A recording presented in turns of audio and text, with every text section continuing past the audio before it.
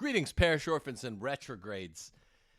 You've noted in the last 2 weeks that here on Rules for Retrogrades, I've been covering the Francis pontificate, I do say pontificate, friends, in a new light, in an open-minded light, a light so open-minded that some of you have said that it's too open-minded.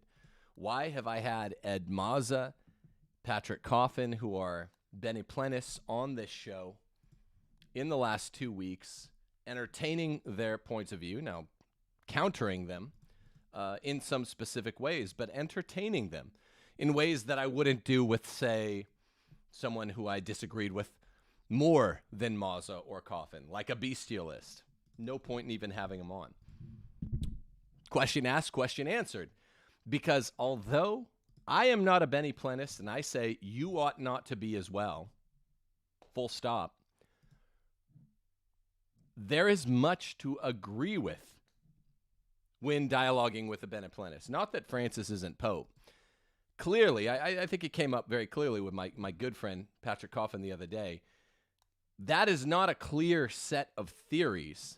There's mutual contradiction all throughout, and that is not the fault of Ed Mazza or Patrick Coffin or any other Bene Plenist out there. It is the fault of one man, Francis himself. Francis himself. He said he wanted to create confusion, and he did so.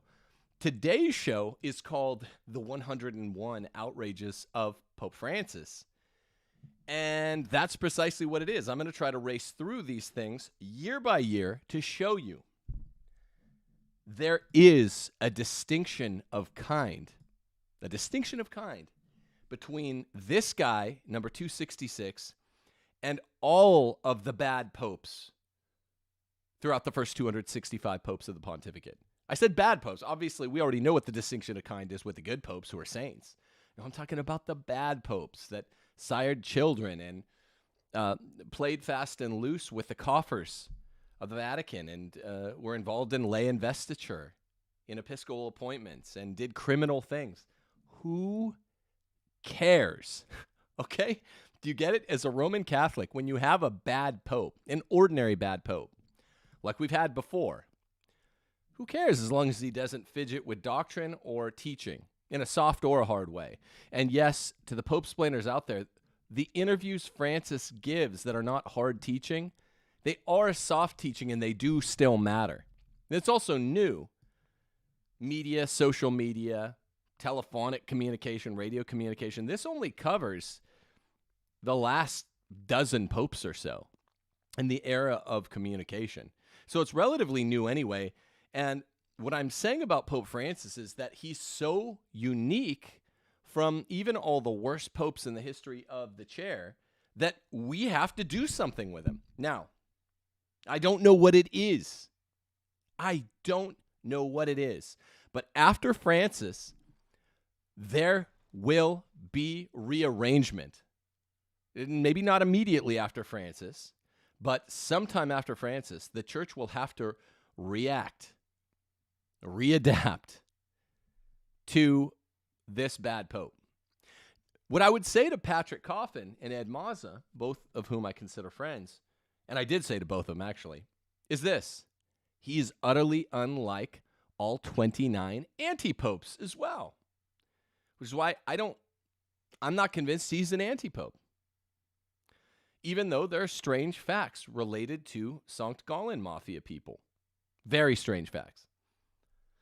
I think he's something new altogether, and that, parish orphans and retrogrades, is the truly scary thing. He's not like any of the 265 popes before. He's not like any of the 29 anti-popes we've ever had, or by some counts, 30 or 33. He is unique, and that sounds apocalyptic, and that's a bit scary. So, year by year, citing LifeSite News, credit to them. Steph actually helped me research this today, piecing together a bunch of LifeSite News articles, including an open letter to the bishops of the Catholic Church published in 2019 by scholars and priests on LifeSite at the end of April, and some other articles throughout the years. We've compiled the 101 errors, outrages of Pope Francis. And they are wacky. Some are wackier than others. Some are a little bit more like the bad popes of the past, but some are utterly unprecedented, and they're all compiled here together. I'm going to run through them, list format. Number 1, in June of 2013, when this whole freaky experiment was still new, Pope Francis, newly poped, suggested that if a person is gay and seeks God and has goodwill, who am I to judge? That's number 1. We all know that one. That's really weird. Not as bad as a lot of the stuff that we're going to be talking about. Number 2, also from 2013. The Lord, he says, has redeemed all of us, with the blood of Christ, all of us, not just Catholics, everyone. Father the atheists, even the atheists, everyone. So there is an insinuation of Francis's universalism that no one goes to hell, which is the thin blue line, thoroughgoing throughout his entire pontificate, is universalism. That's it. There it is in 2013. I don't have the month here. First year, first 6 months. Got it? Everyone is redeemed by the blood of Christ. That's number 2. Number 3, during the Angelus of June 2nd, 2013, he'd been in office for less than 3 months. He spoke about Christ's miracle, the multiplication of the loaves and the fishes, as taking place by the miracle of sharing. Sharing, but more than the smarmy sort of obnoxion of extolling sharing, which is a corny thing to talk about, he said that the miracles did not actually happen. This is the miracle. Rather than a multiplication, it is a sharing inspired by faith and prayer. He's repeated this twice, for a grand total, by my count, of 3 times as Pope. This is the miracle rather than the multiplication. Pope-splainers out there, you know who you are. He was not just saying both and. Real miracle plus this smarmy gay little miracle of sharing. He meant instead, and that's why he used the word rather. So don't say he didn't say it. Number 4, in his 2013 exhortation, Evangelii Gaudium, Pope Francis called for a, quote, conversion of the papacy and expressed the need to give Episcopal conferences, quote, genuine doctrinal authority.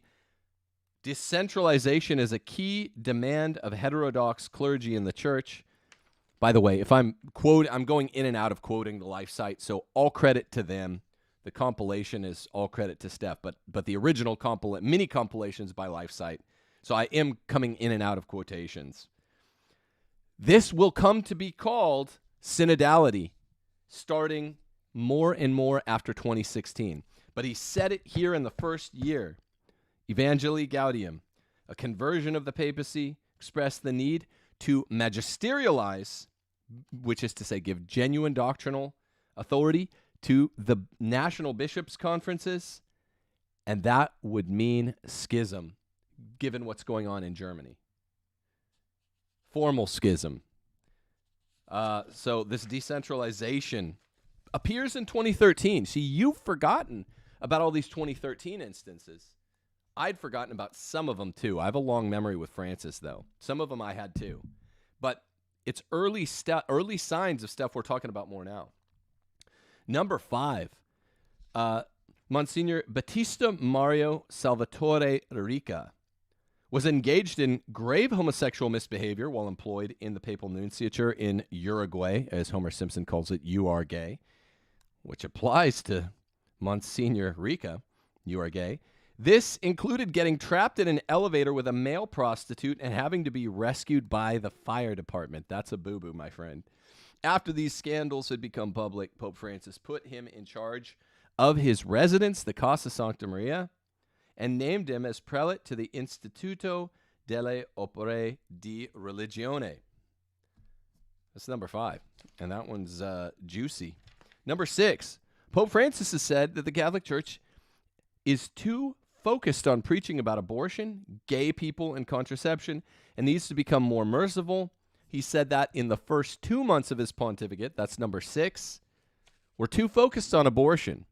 Imagine, everyone nowadays is an abolitionist, right? A slavery abolitionist. Imagine in 1860, before the Civil War, someone saying to Lincoln, you're too focused on this slavery issue. That's Pope Francis with a much, much bigger, much more morally grave, much more important issue, abortion.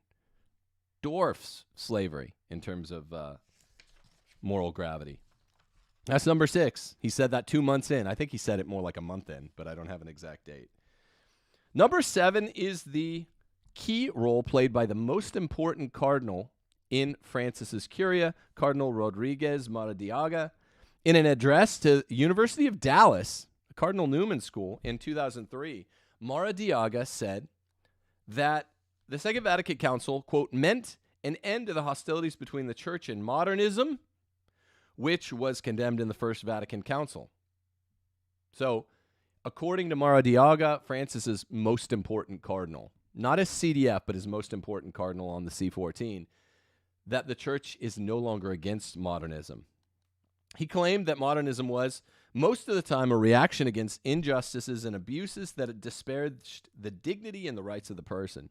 He stated that within the people, there is not a dual classification of Christians, laity and clergy, essentially different, and that to speak correctly, we should not speak of clergy and laity, but instead of community and ministry. See that?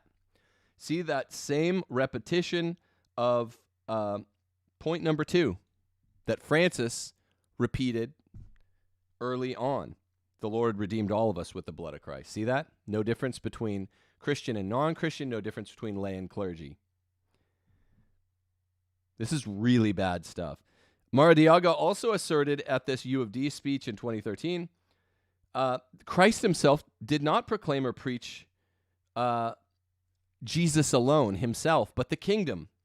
The Church, as his disciple and his servant, ought to do the same. Cardinal Maradiaga failed to act on accusations of sexual misbehavior with seminarians and speculation by Jose Juan Pineda Fasquelle, auxiliary bishop of Tegucigalpa. These accusations were the subject of an apostolic visit carried out by Bishop Alcides Jorge Pedro Casareto, who presented a report to Pope Francis in May 2017. That's less juicy. We're already used to scandal. So that's number 7. That's 2013. And by the way, to compile this list of 101 and to fit it into a decently sized show, I had to cut some stuff, and I'm afraid I cut some of my favorite stuff. About 3 months ago, I did a comprehensive list of the Francis Scalfari interviews. I'm going to mention them as we go into 2014, item number 8. But I'm not covering all of those as separate line items here today. We could easily get to 200. I'm not exaggerating. We could easily get to 200. Trust me when I say that. But I wanted to keep this pithy. 2014, the first of the Scalfari interviews. Eugenio Scalfari, the editor of La Repubblica magazine, a free zine they hand out on La Linea A, La Linea B on the Metro. They would hand me this. It's a Marxist rag. I would throw it out of my face when I lived in Rome, going to the Pontifical Gregorian. In 2014, in an interview, Francis's controversial reported statement, according to the erstwhile fashion of note-taking by Scalfari, amounted to that approximately 2% of the Catholic Church's total number of priests, including bishops and cardinals, were pedophiles. In 2018, Scalfari would later write an article related to his interview with Francis, stating that the pontiff made claims that hell did not exist. All right, so I'm jumping around for the Scalfari things. Scalfari later admitted that some words attributed to the pontiff were not shared by Francis himself, but he didn't say which one. In 2019, Scalfari wrote a further article related to Pope Francis, claiming that the Pope rejects the godly nature of Jesus Christ, that he's not part of the Trinity. That is big time. Not specifically enough denied by the Vatican. This was denied by the Holy See, which said that, as already stated on other occasions, the word that Eugenio Scalfari attributes in quotation marks to Holy Father during talks with him cannot be considered a faithful account of what was actually said but represent a personal and free interpretation of what he heard, as appears completely evident from what is written today regarding the divinity of Jesus Christ. That is not a repudiation. Just say, hey, that's not a direct quote. What the Pope said about Jesus not being part of the Trinity, not at all a direct quote. That's just what this guy heard Francis saying in a private interview without notes. That's scary. You could claim that it wasn't a direct quote, by the way, if one word was off. You could say exactly what, I can't remember if this is Greg Burke or if it's the new mouthpiece after Greg Burke got too many migraines and quit as the Vatican mouthpiece. So I forget who this is, but I think I'm going to say it's Greg Burke.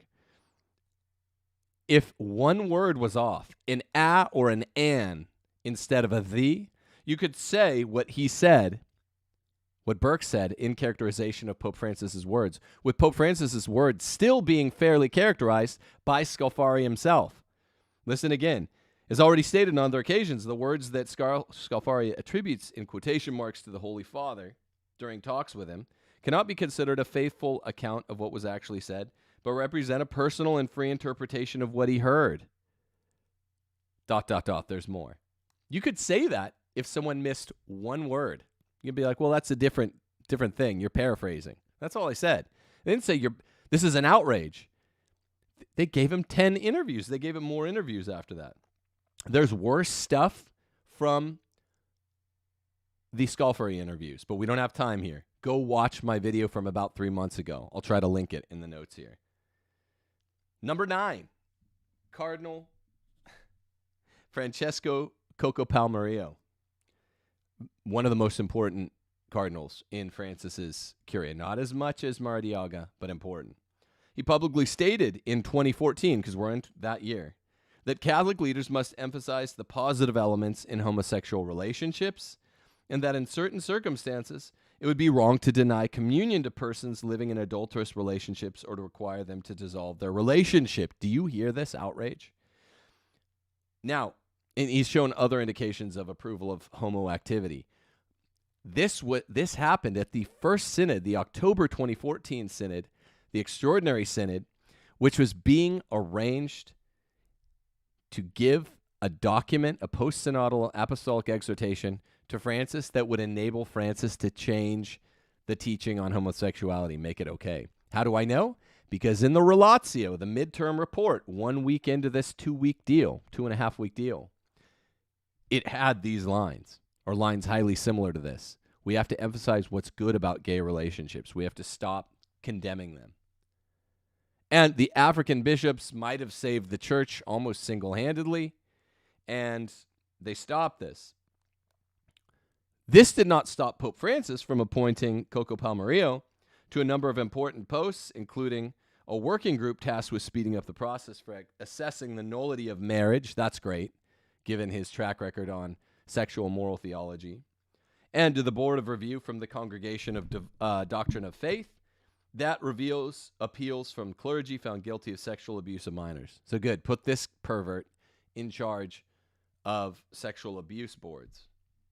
And the sexual abuse that is divorce, right? The sexual abuse. It's abuse of a sexual nature.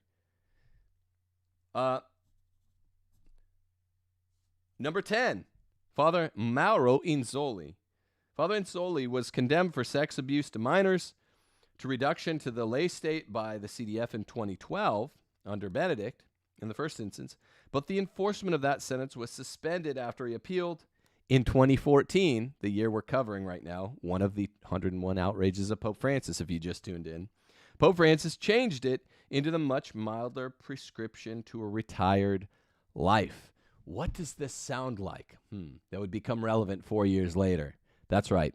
Molester Uncle Ted McCarrick, the greatest fundraiser in the world, who created the outrage when Francis desuspended him, put him back into action, and when everything broke out in the summer of shame in 2018. Sounds a lot like that, doesn't it? In 2016, Inzoli was arrested and condemned by an Italian court. That's good. Only after he fell under the civil judgment did Pope Francis finally reduce him to the lay state. Francis's friends are the molesters.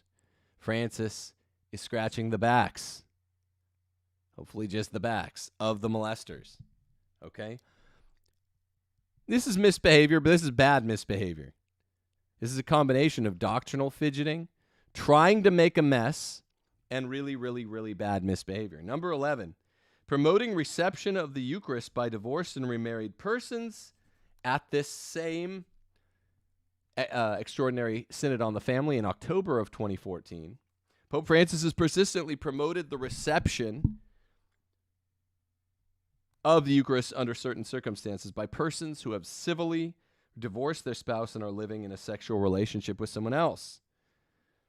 Now, in 2016, after, we're in 2014's outrages now, but I want to draw the bridges as we go. 2014, October, extraordinary synod on the family. Cardinal Casper and the liberals are trying to get communion for the civilly divorced and remarried. If you forget, 1 year later, October 2015, they have the second synod on it. 6 months after that, April 2016, is when Pope Francis's post-synodal apostolic exhortation was released. And what did it do? It gave communion to the divorced and civilly remarried. Catholic Answer said, no, it doesn't actually do that. That can't be done. It's kind of vague, even though it wasn't that vague. 5 months after that, in 2016, bishops from Buenos Aires' hometown, cited this particular passage in Amoris Laetitia and said, we're giving communion to the civilly divorced and remarried. And Francis says that's the only valid interpretation. He wrote him a letter, and he stuck the letter in the ass, the AAS. Stuck it right in the ass. Okay? That magisterializes it. You can't stick something in the AAS without it becoming magisterial. Might be magisterium light, but it's magisterium. That, and it's from 2016, that is the central act of this pontificate. That has to be accounted for, friends. Item number 11, which foreshadows the central act from 2016, that is not arguable. That is a hardcore, dogmatic error stuck right into the AAS. That has to be accounted for. I don't get why people get so mad at Matzah and Coffin for thinking wishfully. Now, I think they're wrong, but that wishful thinking is not necessarily wrong because we have had anti-popes. It's always possible that any of the 266 popes are anti-popes from the perspective of the present. They always get declared an anti-pope later.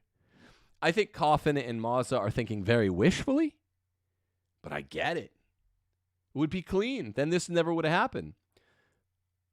Guys at Catholic Answers have persistently refused, by and large, to admit Francis is even a bad pope. Or, of course, you heard him last week that Coffin, as Coffin asserted, he's an anti-pope. Francis, back in 2014, intervened in the composition of the Relatio post Disceptationem for the 2014 Synod on the Family. His addition to the Relatio, that midterm report with all the gay stuff in it, proposed allowing communion for divorced and remarried Catholics on a case-by-case basis. The Foro Interno, the internal forum, which had been getting proposed by Cardinal Casper, one of the Sankt Gallen Mafia members, for 30 years. For 30 years.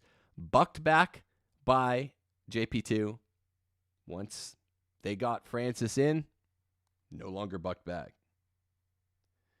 So the positive aspects of gayness and the encouragement of communion for divorced and civilly remarried by Francis.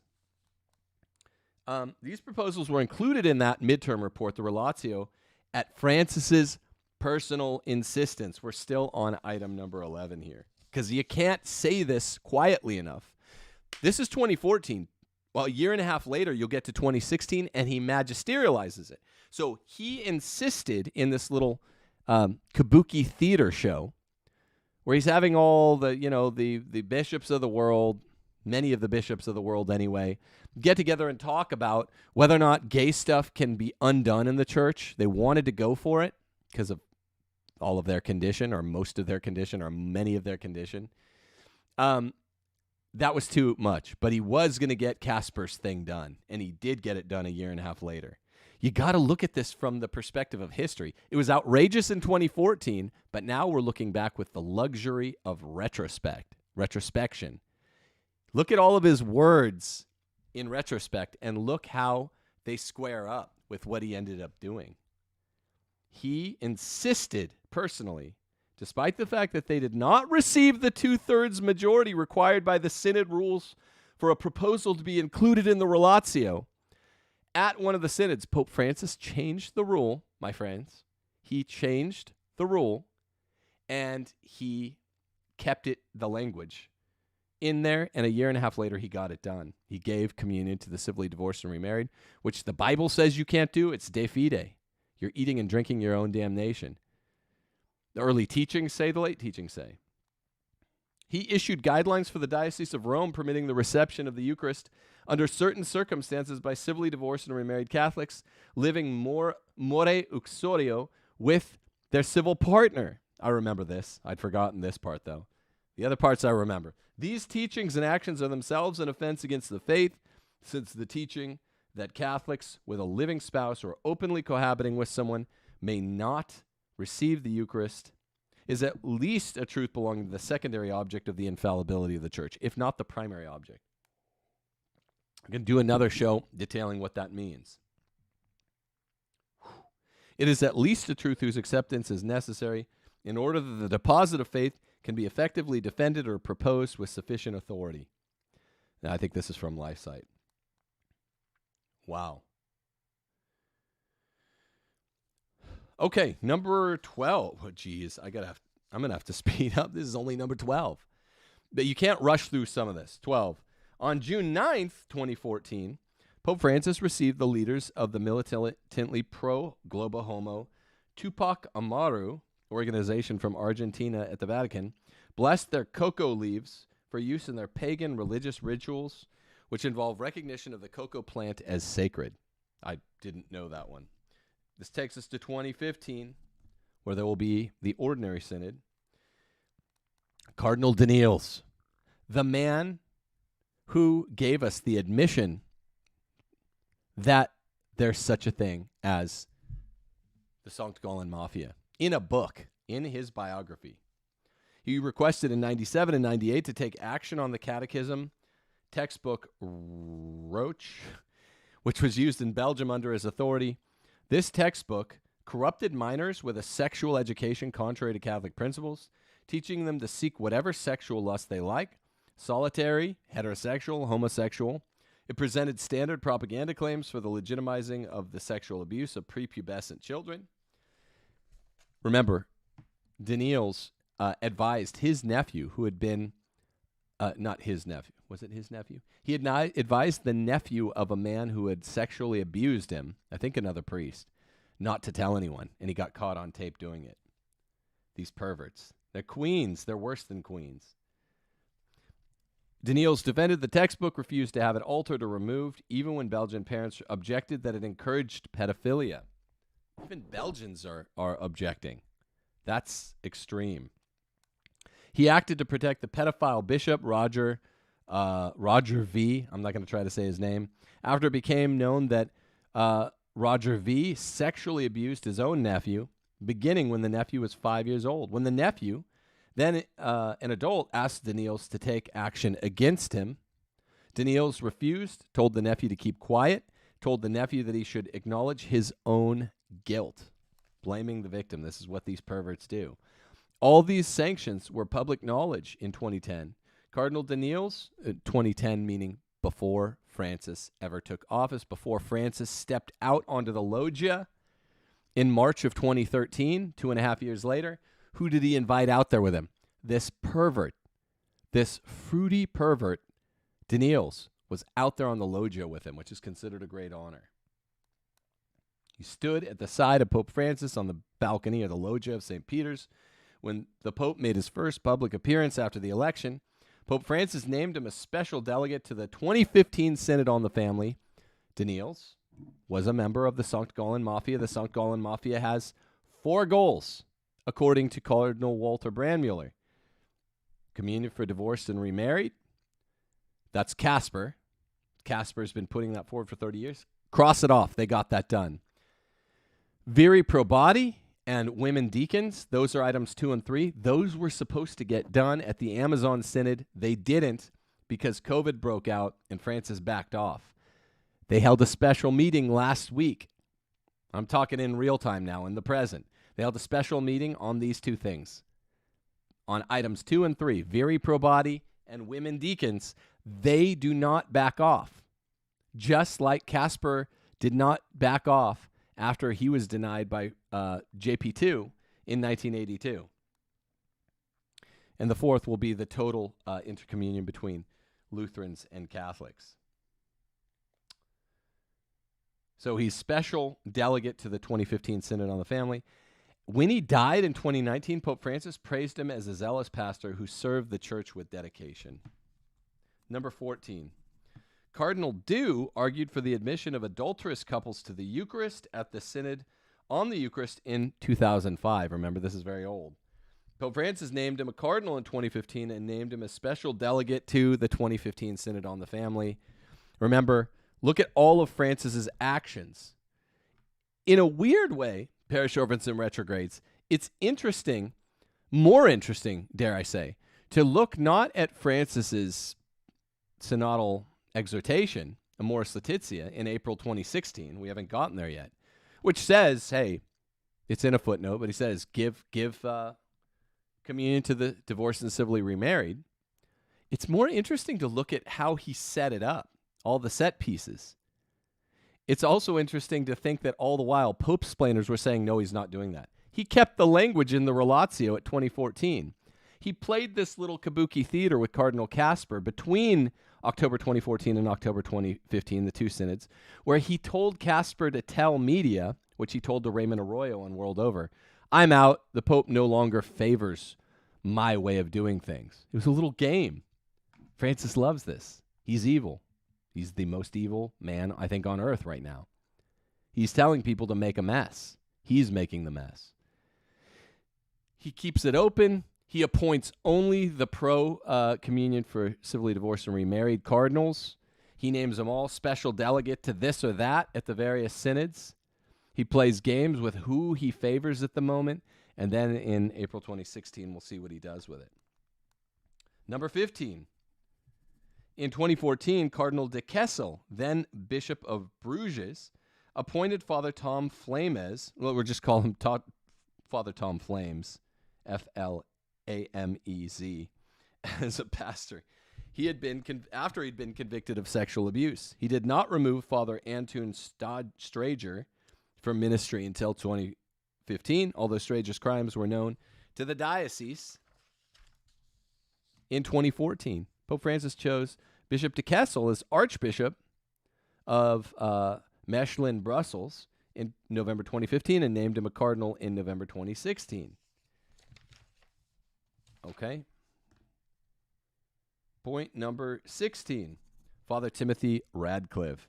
In 2013, Radcliffe has stated that homosexual activity can be expressive of Christ's self-gift.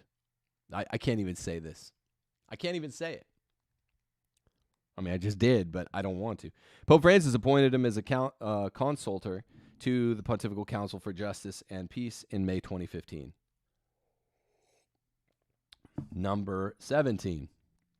Emma Bonino, the greatest abortion promoter in Italy. She's the foremost political activist on behalf of abortion and euthanasia in Italy, and has boasted of personally performing many abortions herself. In 2015, Pope Francis received her at the Vatican, and in 2016, he'll go on to praise her as one of Italy's forgotten greats.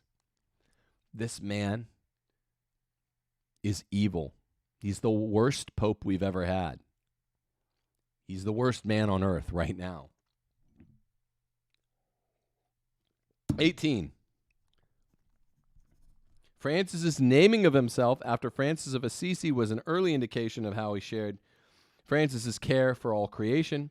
This was followed in May 2015 with his major encyclical on the environment, Laudato Si, which had more bad stuff than you remember. In a quiet meeting at the Vatican, number 19, Francis welcomed Diego Neria Lejaraga, 48, born a woman, Citrani. Lejaraga later underwent a procedure to try to become a transgender man, unsuccessfully. Once called the devil's daughter by a local priest in native Spain, Lejaraga sought solace from. I'm trying to think of what this thing really is. Okay, what it is. Okay. Got solace from Francis in a private meeting confirmed by Vatican officials. Francis invited both Lejaraga and, it says, his fiancée, it's a her, right? It's a her, to the Vatican for an audience. I didn't know this. When Lejaraga asked the Pope if she had a place in the church, the Pope reportedly responded by embracing her. Now, it's not so wrong to say, well, you got to go to confession, you got to acknowledge that you're a she. But yes, Jesus does love you. I got no issues with that. Sometimes you got to be careful with this. You know, what Francis is signaling is you have a place in the church without changing your sin. And I had to keep reversing it because this article had him instead of her. It's a she. It be a she. It's a man, baby. All right. Number 20, several procedural changes announced by Francis are aimed at accelerating and simplifying the lengthy end-of-marriage procedure. This was big because this is in the run up to all of this need for mercy that all these divorcees running around, marrying everybody they can find, deserve in the eyes of Francis. But he's also saying we need to make annulments easier. Among them is allowing bishops, rather than just a church court, to nullify a marriage, a power that could also be pushed to priests by bishops, could be delegated. Last month, the Pope asked the clergy to keep open doors to Catholics who remarry. He clearly wants the sex ethics to change. That's his role. That's his role. That's why he's there.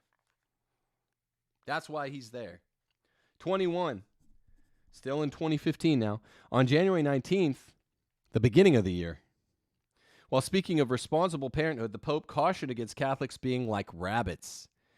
The Pope spoke about a woman he knows who he said was pregnant with her 8th child after having the first 7 by C-section.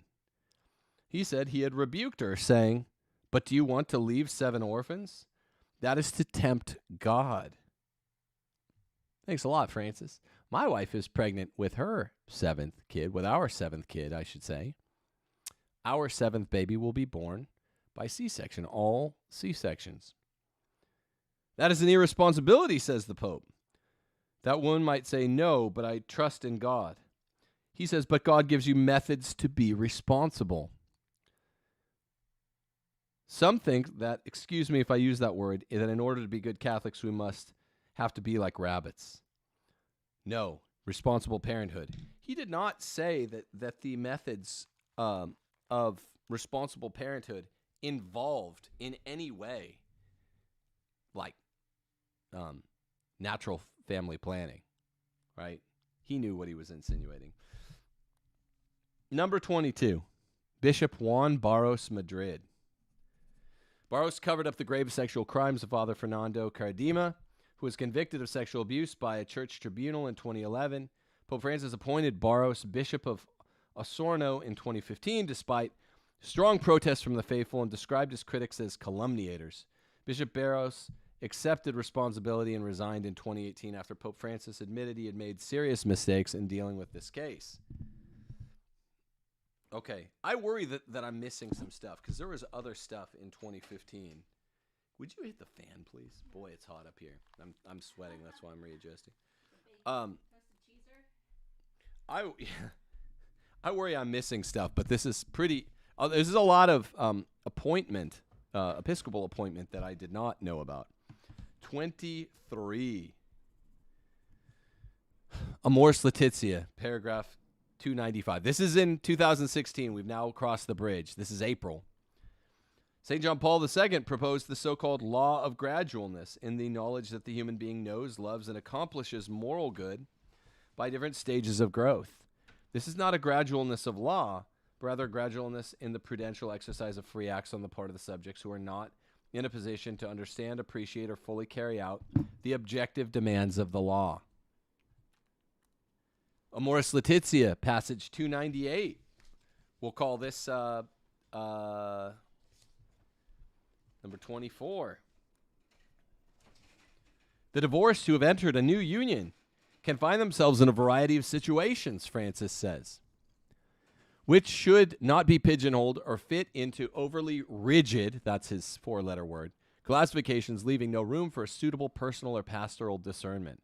One thing is a second union consolidated over time with new children, proven fidelity. Fidelity who? To your concubine? That's not fidelity. That's one of Aristotle's similitudes. Fidelity to your concubine is not fidelity. Generous self-giving, Christian commitment, consciousness of its irregularity, and of the great difficulty of going back without feeling in conscience that one would fall into new sins. The Church acknowledges these situations, and he continues. I'm not going to read the whole thing. Footnote 329 in regard to it, though. In such situations, many people knowing and accepting the possibility of living as brothers and sisters, Josephite married, which the Church offers them, point out that if certain expressions of intimacy are lacking, it often happens that faithfulness is endangered and the good of children suffers. This is a big repeating theme with Francis, that if you do the right thing, if you follow the natural law, if you live as Joseph and Mary lived, which is super virtuous, then something bad might happen. The family might dissolve because a husband and a wife live the right way. And not a husband and wife, sorry. People who are divorced and civilly remarried to each other. So he's saying that bad can come from doing good. Big theme in Francis. That's where it becomes serious breach of moral theology. He gives other excuses and examples of excuses in footnote 329. This is all Amoris Laetitia. Amoris Laetitia passage 299. I guess this is issue number 25, outrage number 25. I am in agreement with the many synod fathers who observed that the baptized who are divorced and civilly remarried need to be fully integrated into Christian communities in the variety of ways possible while avoiding any occasion of scandal. Just sever off that comma clause. He wants to bring him in, give him communion, which he does do, and he makes that clear when he stuck the letter from the Argentine bishops in the ass, the AAS. And he did that 5.5 months after. Amoris Laetitia is all you need to know about this pontificate. Drink it in. Number 26, paragraph 301 in Amoris Laetitia. It is no longer simply to be said that all those in any irregular situation are living in a state of mortal sin and are deprived of sanctifying grace. He even is saying no longer. He's saying he's changing the moral law. What in the world were the Pope-splainers saying about this at the time? I remember pulling my hair out at the time. They were saying some bad stuff. But they're saying, oh, it's just a footnote. You're proof texting. You were wrong. I like the guys at Catholic Answers, right? But they have a toll to pay. You want to dance, you got to pay the band. You guys want to be listened to, you got to admit when you're wrong. That's how to be responsible. It happens from time to time, but let's have some admissions. Point number 26 of Francis' outrage. He's saying it can no longer be said that those in irregular matrimonial situations are living in a state of mortal sin. He's changing it. Wow. That is, I forgot about that paragraph. The Pope-splainers were claiming that he was being proof texted. And of course, they were proven wrong 6 months later when Francis says the Argentine bishops have the only correct interpretation and everyone in the world is giving communion to divorced and civilly remarried. They're eating and drinking their damnation because of that stumbling block. Boy, he's got Francis is going to have a rough time in a few years here, I'm afraid. You know what I mean?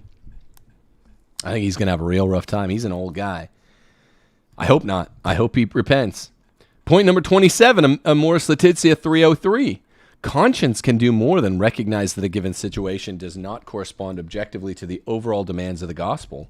Can also recognize with sincerity and honesty what for now is the most generous response which can be given to God, and come to see with a certain moral security that it is what God himself is asking amid the concrete complexity of one's limits, while yet not fully the objective ideal. This is how dumb people write,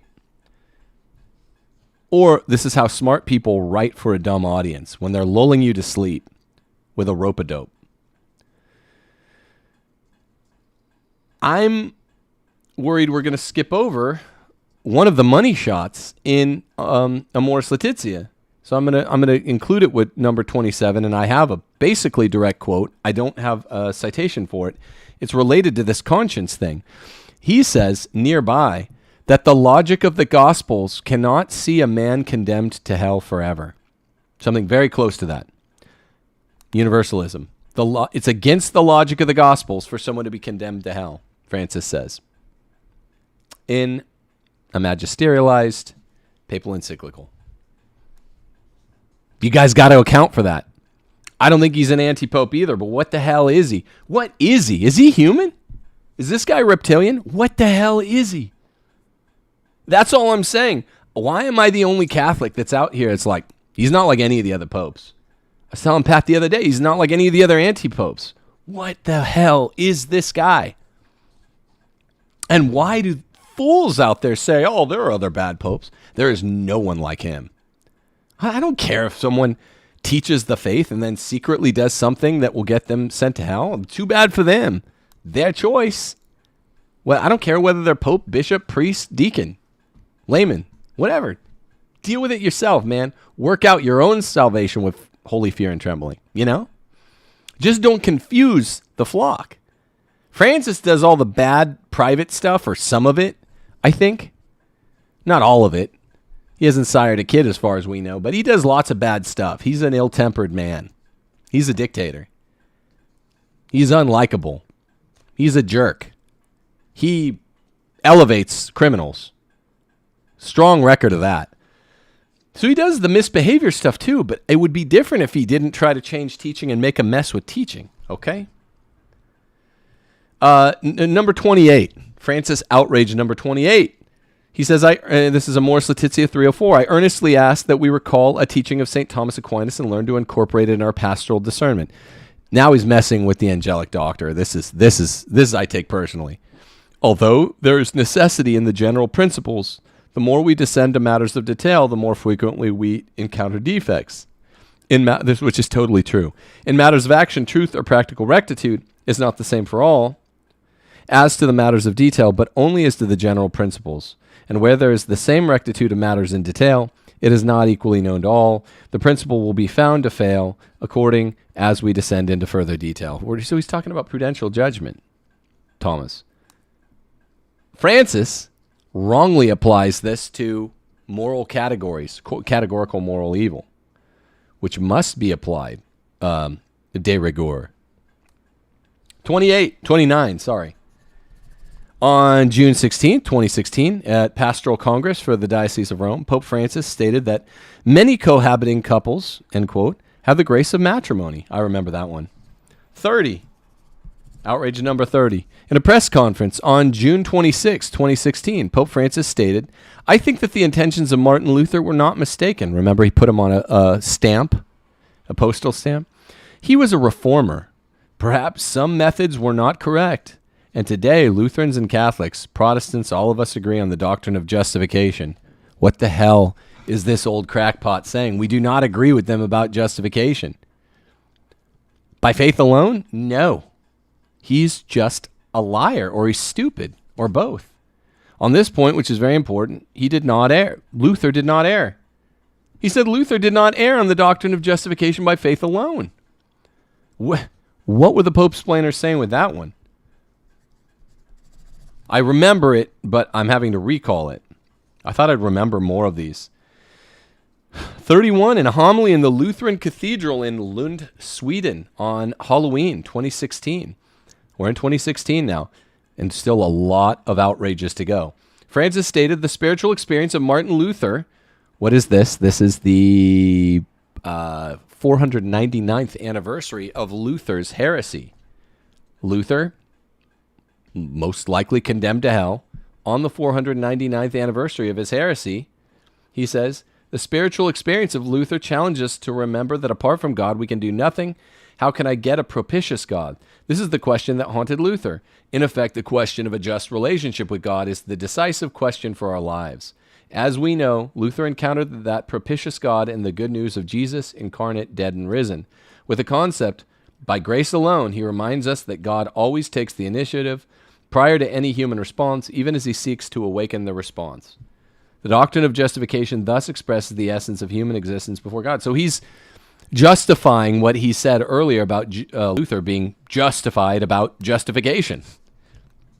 By the way, my patrons will have access to all 101 of these outrages, a written copy of them on my Patreon page. If you want to support this show, patreon.com is the way to do it. Patreon.com, Timothy J. Gordon. Please support the show. We need your help. Here's another way you can help.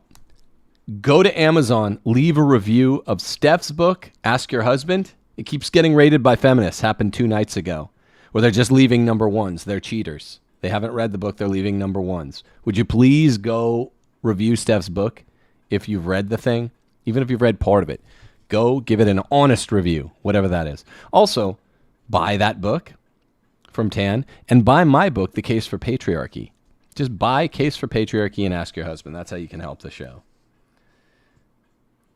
On Halloween of 2016 also, Pope Francis signed, this is outrage number 32, he signed the joint statement on the occasion of the joint Catholic-Lutheran commemoration of the Reformation, which included this assertion. Ready for it?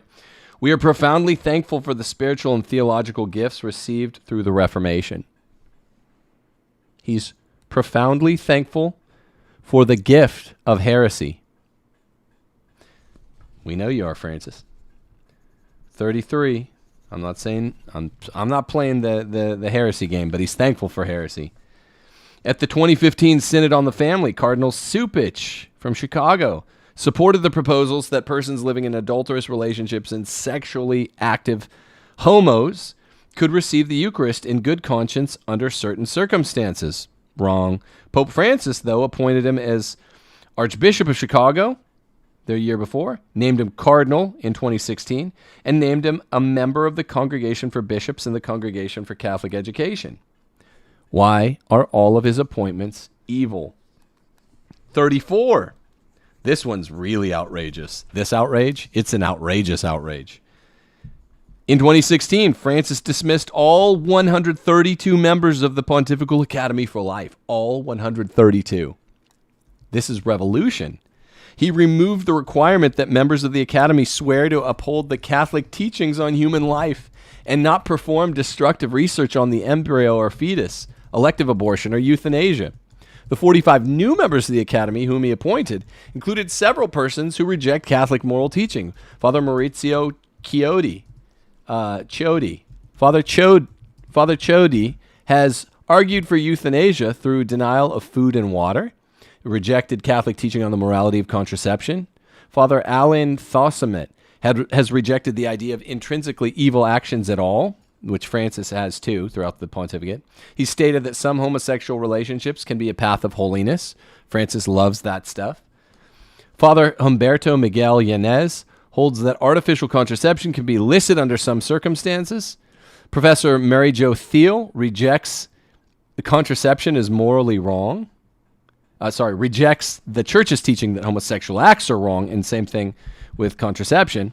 Professor Nigel Bigger holds that abortion up to 18 weeks of pregnancy can be illicit and accepts that euthanasia can be in some cases justified. This is one of my favorites. This is one of my very favorites. Coprophagia, meaning you eat poo. And there's coprophilia too, meaning you love poo. Erotically. In 2016, he said, I think the media have to be very clear. He's talking about Catholic right-wing media. Very transparent and not fall into, no offense intended, the sickness of coprophilia, that is always wanting to cover scandals. That means being erotically attracted to poo-poo, covering nasty things, etc., even if they're true, he said. And since people don't have a tendency toward the sickness of coprophagia, that's eating poo, sorry for the scatological nature of the program. I'm talking about the Pope, so it gets scatological. A lot of damage can be done. Word meant before the Pope said it? Because I had no idea what that was. The only people, no, of course not. Are you a member of the homo community? Those are the only people that know about coprophagia and coprophilia, in my experience. Just saying. Just saying. He also had an extensive record of talking about these two things, poo eating and poo love, as bishop, as Archbishop of Buenos Aires. The only I'm just saying, the only people that know about those two things, generally speaking, maybe there are some heterosexuals that do, but I've never, it's only homo community people, by and large, that know that. Don't know what that means. You do the math. The means of communication have their own temptations. They can be tempted by slander and therefore used to slander people, to smear them. The bad image when we're talking about poo, man. This above all in a world of politics, he said. In February the 5th, 2016, the Pontifical Academy of Social Sciences, this is outrage number 36, will be hosting a conference on fraternal inclusion, whose keynote speaker, of course this is in the past, we didn't frame it right, whose keynote speaker will be Jeffrey Sachs, UN globalist, evil man, abortion and contraception maven. The SDG's chief architect and population control advocate who advised Pope Francis on his 2015 environmental encyclical Laudato Si, was invited back the following year. We're now in 2016. We're going through kind of chronologically, year by year. I said this the other day. Sachs was an advisor of Pope Francis's all throughout the summer of 2015 when he was writing Laudato Si, and someone corrected me. He said, no, he's spoken there, but he was not an advisor. Boom. Vindicated. I will tell you when I'm wrong. That one time. But no. Very humble. I remember. You can't fool me. You got to get up early. At least 9:30, because I get up kind of late. So you don't really have to get up that early. But you still can't fool me. I remember with Pope Francis. He's an evil, evil dude. Number 37. See, and the thing is, the Pope-splainers, they have an easy time talking trash against people, you know, like my friend Pat Coffin. I was upset how they didn't deal with some of the merits of his claim and just say, well, we don't know. This is interesting. That's what they should have said there. But when you say I'm a Benny Plenis, then you leave yourself open to all that. The Pope-splainers can't handle this, man. They can't handle a list like this. This is, 14 pages long? Mm-hmm. This son of a gun, Pope Francis? I spent many hours on that list. You're doing it all morning. You can't deal with this. Pope-splainers, call up. He's being misquoted. Remember that old game? Come on, don't be a goofball. He's being misquoted all these times. These aren't even all quotes. These are actions. It's like someone's accused of pulling the trigger in a murder, and he's like, I'm being misquoted. It's like, this was an act, bro. Also in 2016, outrage number 37, Pope Francis received Melinda Gates, who you now know as one of the COVID-19 people. Thank you very much, Melinda Gates. Cooked that puppy right up, didn't you? He received Melinda Gates in an unpublicized private audience, sources have told the Register. Didn't know about that one. That's new. Outrage number 38, also in 2016. Lesser of two evils, Pope's remarks in an in-flight press conference on contraception with Zika virus. Now, on issue number 38 here, here's what happened. I was going to pick up some of Abby's seizure medication at the pharmacy. Chris Albert, nice man, was doing a show on Catholic radio. He was saying that the Pope was being misquoted again. You know, Pope-splaining happened a lot then. And this was in February of 2016, that it's okay to use contraception with the Zika virus. This is like a month and a half before Amors Laetitia dropped. And the Vatican had just corrected what Pope Francis had said the day before in February. And they said, no, he did say, this was definitely Greg Burke. Francis did say you can use contraception, artificial contraception, specifically condoms, if you think you're in danger of Zika virus. He said it. They corrected it and left it on the record. And Chris Albert didn't know. I went into the drugstore. I was trying to call Chris. I turned off the radio and I was like, yo, man, you got to deal with this. You missed this announcement by Greg Burke, Vatican press man, that just dropped. And so I told him that I had to get off, talk to the pharmacist, get the seizure medication. I got back in my car, and by the time I got back in my car, Chris Albert was on the phone, on the radio, on air with Patrick Madrid, and they were understandably freaked out. They're like, okay, this one. They were reading it. They're like, okay. To their credit, they were like, hey, reverse what Chris just said. I don't know what he's doing here.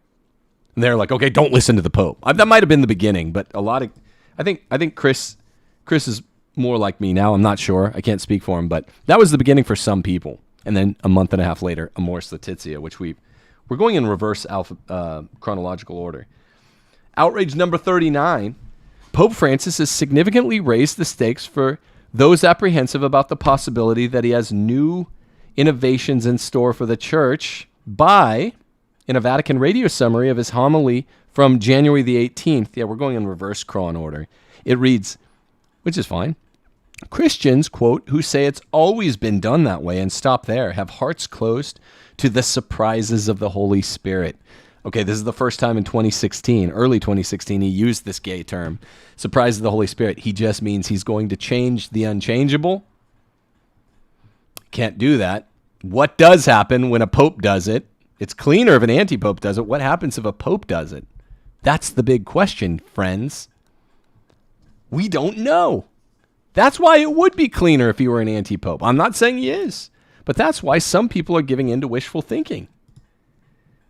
These people, Pope Francis said, are idolaters and rebels who will never arrive at the fullness of the truth. It's a Hegelian thing.